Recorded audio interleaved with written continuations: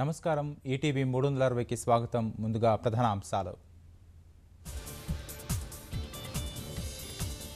ఐరాసలో సాయంత్రం మోదీ కీలక ప్రసంగం. శాశ్వత సభ్యత్వంపై గళం విప్పే అవకాశం. సంస్కరణలే సర్కార్ ప్రథమ ప్రాధాన్యం. దిగ్గజ సీఈఓలకు ప్రధాని అభయం.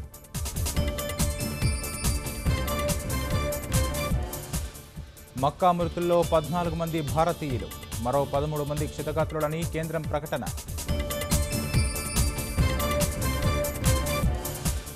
ఓటు బ్యాంకు రాజకీయాల కోసమే లౌకికవాదం. కాంగ్రెస్ వామపక్షాలపై వెంకయ్య విమర్శల వర్షం. పాలమూరు జిల్లాలో పెరుగుతున్న కల్లు మరణాలు. 2 మహిళలు సహా 3 మృత్యువాత.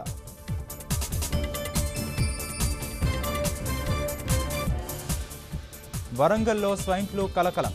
వైరస్ లక్షణాలతో 3 ఏళ్ల బాలుడు మృతి.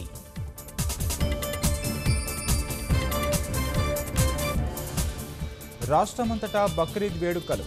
ఈద్గాల్లో ముస్లింల ప్రత్యేక ప్రార్థనలు.